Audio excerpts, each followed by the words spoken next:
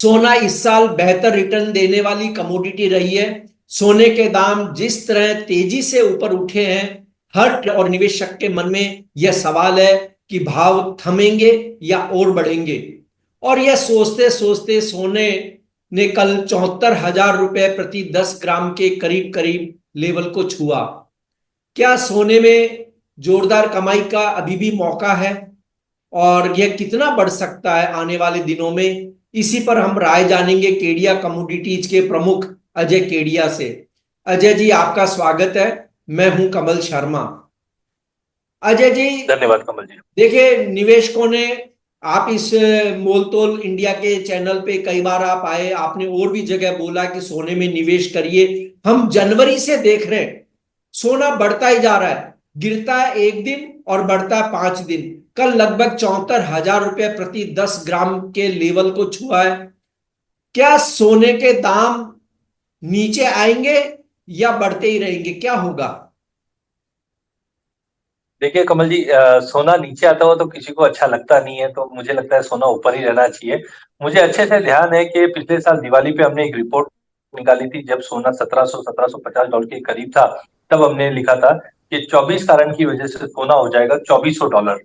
तब भी सबको ये लग रहा था कि 2400 नहीं होगा, और हमने एक अच्छी रैली भी देखी है। मुझे ऐसा लगता है कि जो एनवायरमेंट मैंने पिछली बार कैरी ऑन किए थे, वो एनवायरमेंट इस बार भी है। हम देख रहे हैं कि पिछले एक साल में जियो पॉलिटिकल टेंशन में कोई कमी नहीं आई। कल की जो रैली आई है उसमें भी सबसे बड़ा हमने देखा था 2 दिन से पेजर अटैक, ये सब जो इजराइल में और ईरान यहाँ पे जो कॉन्फ्लिक्ट बढ़ रहा है, ये मुख्य कारण है, क्योंकि अब ये नेक्स्ट लेवल की लड़ाई पहुंच रही है। दूसरी ओर सेंट्रल बैंक कंटिन्यू बाइंग हमने पिछले 2-3 सालों से कंटिन्यू देखी है, इन्वेस्टमेंट बाइंग। और सबसे बड़ा जो गेम चेंजर रहा है वो इंटरेस्ट रेट का रहा है, जो हमने देखा है कि ये हफ्ते में 0.5 का, तो ये गोल्ड की तेजी का एक नया दरवाजा ओपन कर रहा है। और मुझे लगता है अगर अगले एक साल की भी बात करें, तो जो अभी हवा दिख रही है वो जी। मुझे लगता है कि $3,000 भी देखने मिल जाए। जी, क्या, क्योंकि कल $2,600 को तो क्रॉस किया ही है सोने ने। लेकिन अजय जी, यहाँ एक बात आती है, लोग खरीदना भी चाहते हैं लेकिन फिर झिझक जाते हैं कि थोड़ा नीचे आए तो लूं, थोड़ा नीचे आए तो लूं। ये देखिए, एक मानसिकता है बिल्कुल। तो कहां पर सोना खरीद ले अब तो, जिनकी ट्रेन छूट गई है इस तेजी के लिए?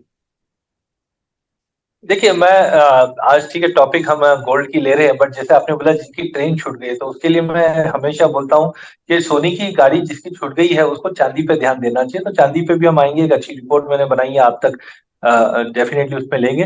लेकिन देखिए सोने में एक चीज आप समझिए कि कभी भी जब ये सर्कुलर बुल रन आता है, तो ये ऐसा नहीं होता साल 2 साल, ये चलता है करीबन 3 से 4। उदाहरण के तौर पे मैं आपको 2008 से 2011 की रैली याद दिलाना चाहूंगा, जहां पे भी एग्रेसिव रेट कट हुआ था, और उसके बाद सोना $650 से चलना चालू हुआ, जो $1,920 का हाई लगाता हुआ दिखाई दिया अप्रैल 2011 में। तो इस ओके। बार अगर हम देखें तो हम तो $1,700 से स्टार्ट हुए हैं। तो मुझे लगता है कि हाँ, टेक्निकली ओवरबॉट जरूर है क्योंकि बड़े इवेंट्स हो चुके हैं। लेकिन आप ये मान के चलिए कि जो हम पहले सोचते थे 2100-2200 डॉलर सस्ता हो जाएगा, वैसा नहीं है। मैक्सिमम अब मुझे लगता है कि 2480 से जो रिसेंट रैली स्टार्ट हुई थी, 2480 से 2520 का दायरा यहाँ पे भी मिलता है, तो एक एंट्री के लिए बेहतरीन रहेगा। जो डोमेस्टिक मार्केट की अगर बात करें, तो मुझे लगता है अब सोना 71,500 से 72,000 का एक स्ट्रॉन्ग बेस बन चुका है। इसके नीचे टाइमिंग जाता हुआ नहीं दिखाई दे रहा, गिवन करंट कंडीशन को देखते हुए। तो आपने जो स्ट्रॉन्ग बेस बताया 71,000 से 72,500, यहां कहीं लेना चाहिए अब सोना? मुझे लगता है करंट लेवल से भी लेना चाहिए, लेकिन इसके लिए आपको एक पूरी स्ट्रेटेजी बना के काम करना पड़ेगा, क्योंकि बहुत बार होता है जब सोना नया हाई ब्रेक करता है, तो टेक्निकल टर्म में भी हम बोलते हैं हायर हाई का पैटर्न बना हुआ है। तो आज आप इंटरनेशनल में देखोगे $2,600 पहले तोड़ नहीं रहा था, लेकिन पिछले 2 दिनों में जो $2,600 तोड़ा है, मुझे लगता है ये वन साइड अगर 2,640, 2,680, 2,700 ऐसे करके भी निकल जाए ईयर एंड तक, तो कोई बात। तो मुझे लगता है मौका छोड़ना नहीं चाहिए। अगर आप कुछ बाय करना चाहते हो तो करंट लेवल से भी मुझे लगता है कि हाँ, टेक्निकली बहुत ज्यादा है। यहाँ से अगर अपने को 73 भी मिलता है, थोड़ा बाय कर लीजिए। 71,500 बाय कर लिए तो एवरेज आउट हो जाएगा आपका 72 का। बट जी। वो मुझे लगता है कि बेहतरीन अच्छा तरीका रहेगा। और अजय जी, इस साल के अंत तक आप कॉमेक्स में और इंडियन मार्केट में क्या प्राइस उम्मीद रखते हैं सोने की? देखिए अभी जो माहौल बना हुआ है, तो एक कहावत भी होता है कि सावन के अंधे को सब हरा हरा दिखता है। बट डेफिनेटली कमोडिटी एक हम बोल सकते हैं कि हरी भरी दिख रही है 2019 से। हमने पहले भी, मैं बार बार मैं मेरे सारे सेमिनार में कहता भी था कि कमोडिटी की सुपर साइकिल है, और जब भी सुपर साइकिल होती है तो वन साइडेड चलती है। तो ईयर एंड तक की बात करें तो गिवन टेक्निकली ओवरबॉट जरूर है मार्केट, करेक्शन में कभी भी हम 100-150 डॉलर का अगर पुल बैक देखे, या एमसिक्स पे हम देखते हैं कि 2,500-3,000 तक का अगर पुल बैक भी आ जाए तो एक मौका देगा लेने के लिए। बट ईयर एंड तक मुझे लगता है कि जैसे मैंने पहले कहा भी था कि 78 से 80,000 तक का लेवल दिखा देगा। उसमें 9% की ड्यूटी एडजस्टमेंट होने के बावजूद हम वापस ये बोल रहे हैं, क्योंकि इंटरनेशनल में मुझे लगता है 2740 डॉलर तक का हाई हम ये साल के अंत तक आते हुए देखेंगे।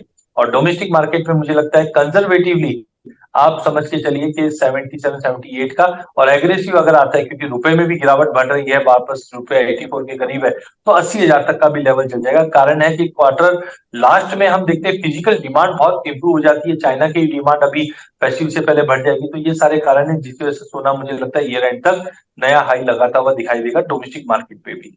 जी अजय जी, इस साल एक बहुत बड़ी घटना है कि अमेरिका में राष्ट्रपति का चुनाव है। अगर डेमोक्रेट्स जीतते हैं या रिपब्लिक, तो क्या असर हो सकता है इस बाजार पर फिर? देखिए, जिस ढंग से मार्केट में देखो, कोई भी इलेक्शन का रिजल्ट बोलना ये मेरे कोटे में नहीं आता है, क्योंकि इलेक्शन के जो नहीं, रिजल्ट वाले ऐसे कुछ से मैं और पूछ रहा हूँ एनालिस्ट कि अच्छे मान लीजिए होते हैं। डेमोक्रेट अगर बने रहते हैं या रिपब्लिक आ जाती है, तो क्या कोई बाजार में आपको चेंज होता लग रहा है? मैं ये पूछ रहा हूँ आपसे।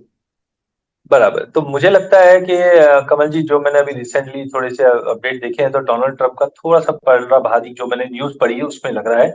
और हम जानते हैं इससे पहले वाले टर्म में डोनाल्ड ट्रंप की जो पॉलिसीज थी वो बहुत ही ज्यादा एग्रेसिव थी, और उस टर्म में भी हमने सोने में बढ़ते हुए देखा है, क्योंकि कहीं ना कहीं एग्रेसिव डिसीजन के लिए डोनाल्ड ट्रंप जाने जाते हैं। तो मुझे लगता है अगर ऐसे एग्रेसिव स्टेप्स आते हैं तो डेफिनेटली गोल्ड को उसका बूस्ट भी मिलेगा। हाँ, एक चीज और है कि पिछले मीटिंग में उन्होंने कहा भी था कि जो कंट्रीज डॉलर से दूर भागेगी उस पर हम सैंक्शंस लगा देंगे। तो कहीं ना कहीं ये आगाज ही है। तो मुझे लगता है कि अगले महीने की ब्रिक्स की जो मीटिंग है और इलेक्शन है, ये दो इंपॉर्टेंट है, क्योंकि चाइना सॉरी यूएस है थोड़े से स्टेप लेगा। बट मुझे लगता है कि अगर डोनाल्ड ट्रंप की अगर विक्ट्री होती है तो ये गोल्ड को एक्चुअली सपोर्ट करता हुआ दिखाई देगा। और अजय जी देखिए, एमसीएक्स में बहुत सारे प्रोडक्ट हैं जिनमें, लेकिन जिन लोगों के पास बड़ा पैसा नहीं है, वो अगर सोने में निवेश करना चाहे तो उन्हें आप क्या विकल्प सुझाएंगे? क्या करें वो? देखिए, अभी जो 5 साल से हवा चल रही है वो इक्विटी मार्केट की चल रही है, जहां पे 23,000 करोड़ का हमारा एसआईपी बुक बन चुका है। और जब भी मैं किसी के एसआईपी की बात करता हूँ तो सबको शेयर बाजार याद आता है। बट मैं बताना चाहूंगा, आज हमारे इंडियन रिचुअल में हम धनतेरस अक्षय तृतीया पे सोना बाय करते ही, वो भी एक तरह की एसआईपी ही थी। जी। हम उसको एसआईपी नहीं, हम जीआईपी बोलेंगे। तो मुझे लगता है कि जैसे आप अपने बच्चों के लिए इक्विटी में एसआईपी करते हैं, गोल्ड में भी आप एसआईपी कर सकते हो हर महीने कुछ। उसके लिए गोल्ड ईटीएफ गवर्नमेंट ने लॉन्च किया। पहले हमारे पास एचडीबी भी थे, लेकिन मुझे लगता है गोल्ड ईटीएफ के माध्यम से जो छोटी छोटी अवधि में आप बाय करके गोल्ड जमा करके चल सकते हैं। एमसीक्स पे भी अगर आप काम करते हैं तो वहां पे हम देखते हैं हमारे पास गोल्ड पेटल है, या छोटे डिनोमिनेशन में भी गोल्ड के फ्यूचर्स अवेलेबल है, जहां पे आप निवेश करके आप डिलीवरी भी ले सकते हैं। तो ऐसा नहीं खाली फ्यूचर मार्केट ही चलता है, आप डिलीवरी के लिए भी आप एक्सचेंज का उपयोग कर सकते हैं। जी, दर्शकों से अनुरोध है कि वे इस प्रोग्राम पे अपने कमेंट्स करें। शुक्रिया अजय जी, धन्यवाद। धन्यवाद कमल जी।